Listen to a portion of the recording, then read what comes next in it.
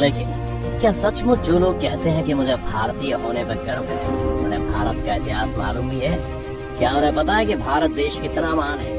आज के इस वीडियो के अंदर मैं आपको इतिहास में 1000 साल पीछे लेकर जाने वाला हूँ और बताने वाला हूँ कि कैसा था मेरा देश 1000 साल पहले और क्यों इसे सोने की चिड़िया कहा जाता था। आज हमारे पास हर सवाल का जवाब, हर मुश्किल का हल है। आज आपको भूख लगी हो तो जोमेटो है, आपको दूसरे शहर जाना हो तो ट्रेन है, दूसरे देश जाना हो तो फ्लाइट है, गाने सुनने के लिए स्पीकर है, किसी से बात करने के लिए फोन है। लेकिन कभी सोचा है कि पहले जब ये सब नहीं था तो लोगों का गुजारा कैसे हुआ करता था? चलिए लेकर चलते हैं आपको आज से कई 100 साल पहले के भारत में, जहाँ तब का भारत आज के भारत से बिल्कुल अलग था। उस दौर में भारत की सीमा में Afghanistan, Pakistan, Nepal, Tibet, Bhutan, Bangladesh, Burma, Indonesia, Cambodia, Vietnam, Malaysia, Java, Sumatra, Maldives और अन्य कई छोटे बड़े क्षेत्र हुआ करते थे। हालांकि सभी क्षेत्र के राजा अलग अलग होते थे, लेकिन कहलाते सभी भारतीय जनपद ही थे। यानी कि जिन्हें आज भी लगता है कि कश्मीर से लेकर कन्याकुमारी तक ही भारत की सीमा है, तो अफसोस है, ये बात बिल्कुल गलत है। सालों से होते आ रहे बाहरी आक्रमणों ने देश को कई हिस्सों में बांट दिया। अगर इतिहास को उठाकर देखा जाए तो सम्राट अशोक के राज में हमारा देश एकजुट था, किंतु उसके बाद हुए सैकड़ों युद्धों ने देश को काफी ज्यादा हिस्सों में विभाजित कर दिया। उसके बाद बाहरी आक्रमणों ने नए नए देश बना दिए। उसके बाद अंग्रेजों ने तो सब कुछ लूट ही लिया, वरना हमारे देश की सूरत कुछ अलग थी। पहनावा, अभी लोग क्या पहनते हैं वो आप जानते हैं। आज से 70 साल पहले लोग क्या पहनते थे वो भी आप जानते होंगे। लेकिन क्या आज से 1000 साल पहले भारत के लोग क्या पहनते थे, इसकी जानकारी आपको शायद ही होगी। तब पुरुष सूत की धोती पहना करते थे जो उनकी कमर से लिपटी होती थी और उसे पीछे की ओर से बांधा जाता था। भारत में कपास की खोज हुई थी। कुछ लोग माथे में पगड़ी भी बांधा करते थे। तब पुरुष अपनी दाढ़ी बहुत छोटी या नहीं रखा करते थे। पुरुषों का ऐसा पहनावा हजारों साल तक रहा।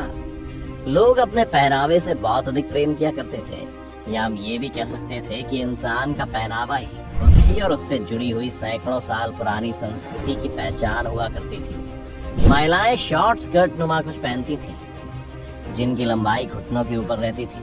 कुछ महिलाएं धूप से बचने के लिए सिर पर कपड़ा बांधती थी। हार और कड़ा पहनने का चलन भी था। बदलते वक्त के साथ इसकी धातुओं में बदलाव होता रहा। इस काल के दौरान महिलाओं का शरीर कपड़े से लिपटा होता था। जैसे ईरान या ग्रीस की महिलाएं कपड़े पहनती थीं। कुछ औरतें स्कर्ट नुमा अंदाज में कमर से कपड़े को लपेटती थीं और किसी अन्य कपड़े से आगे की ओर उसे बांध लेती थीं। मुख्य कपड़े के नीचे कसा हुआ शर्ट जैसा भी कुछ पहना जाता था। 500 AD के आसपास गुप्त काल में साड़ी पहनने की शुरुआत हो चुकी थी। साड़ी शब्द की उत्पत्ति वेदों से हुई। संस्कृत में इसका एक अर्थ कपड़ा भी होता है। वेदों में 600 BC में भी साड़ी का जिक्र था। धनवान औरतें चीन के सिल्क से बनी साड़ी पहनती थी और साधारण घर की औरतें सूती साड़ी पहना करती थी। चूड़ीदार और सलवार कमीज ईरान की इस्लामिक खोज 1000 AD में हुई। महिला और पुरुष दोनों इसे पहनने लगे। इसे चूड़ीदार और सलवार कमीज कहा गया। भारत में भी इसका प्रचलन खूब बढ़ा, खासकर उत्तर भारत में। लेकिन अब भी ये धोती साड़ी के बाद ही लोगों की पसंद होती थी। ये महंगी भी हुआ करती थी, इसलिए आम जन की पहुंच से दूर थी। जो महिलाएं इसे पहनती थी साथ में ढेर सारे गहने भी पहनती थी, जिससे मालूम हो सके कि ये महिलाएं ऊंचे घराने की हैं। इसके अलावा छोटे बच्चे कुछ पहना ही नहीं करते थे। अगर पहनते भी थे तो कपड़े के नाम पर उनके कमर के इर्द गिर्द एक कपड़ा लपेट दिया जाता था। बड़े बच्चे को कुर्ता नुमा कपड़ा पहनाया जाता था जो उनके घुटने तक आता था। बड़े बच्चे अपने माता पिता की तरह कपड़े पहनते थे। लड़कियां वयस्क होने के बाद ही साड़ी पहना करती थी। आबादी, दोस्तों, जिस तरह आज हम दुनिया की सबसे ज्यादा आबादी वाला दूसरा देश है, वहीं इस समय के हालात भी कुछ इस तरह ही हुआ करते थे। जब उस समय भारत की आबादी कुल 3 करोड़ के आसपास थी, जो कि इसके क्षेत्रफल के हिसाब से काफी कम थी। भारत के अलावा सिर्फ यूरोप ही एक ऐसा साम्राज्य था जहाँ की आबादी भी हमारी आबादी के आसपास ही थी। लेकिन उस समय भी हमारी आबादी दुनिया में काफी अधिक थी। आपको ये जानकर काफी अचंभा होगा कि देश की आबादी का एक बड़ा हिस्सा किसी भी बड़े राज्य का हिस्सा ही नहीं हुआ करते थे। जी हाँ, आप सही समझे। हम बात कर रहे हैं उन समुदायों की जो कि जंगलों में निवास किया करते थे। वही इस देश के मूल निवासी भी हुआ करते थे, किसानी। जिस तरह आप सभी ये बात काफी अच्छी तरह से जानते होंगे कि हमारा भारत देश एक कृषि प्रधान देश था और उस समय खेती करने के लिए उतने ज्यादा संसाधन नहीं हुआ करते थे, ना ही खेती इतने बड़े स्तर पर हुआ करती थी। उस समय लोग उतना ही अनाज उगाया करते थे जितने की उन्हें और उनके परिवार और मवेशियों को जरूरत हुआ करती थी। भारत में हमेशा से ही अनाज उगाने की परंपरा रही है। अनाज के अलावा नील, कॉटन की भारी मात्रा में लोगों द्वारा उगाया जाता था। कुछ सदियों बाद अंग्रेजों के दबाव में किसानों को भारी मात्रा में अफीम की खेती भी करनी पड़ी। इसके अलावा पशुपालन भी हमारे लिए काफी ज्यादा मायने रखता था। उसके बिना कृषि अधूरी मानी जाती थी। लोग खेती करने की वजह से काफी जल्दी सो जाते थे और जल्दी उठ जाया करते थे, जिसकी वजह से काफी ज्यादा मेहनती हुआ करते थे। शहर, अभी तक हमने आपको जो भी बातें बताई वो ग्रामीण क्षेत्रों के बारे में थी। अब आपको हम बताने जा रहे हैं कि शहर किस तरह के हुआ करते थे। पहले के जमाने में ज्यादातर ग्रामीण इलाके ही हुआ करते थे और शहर की जगह कस्बे हुआ करते थे। अब बात करते हैं कस्बों के बारे में। उस वक्त के कस्बे भी संसाधनों की कमी की वजह से उतने अधिक विकसित नहीं हुआ करते थे, लेकिन कस्बों में काम मिलना काफी ज्यादा आसान हुआ करता था। कस्बों में अधिकतर अमीर या ऊंचे घराने के लोग रहा करते थे, जो अपना ज्यादातर काम खुद करना पसंद नहीं करते थे। उन्हें अपने काम के लिए मजदूरों और नौकरों की जरूरत हुआ करती थी, जिसकी वजह से ग्रामीण इलाके से निकले हुए लोगों को आसानी से कस्बों में काम मिल जाता था।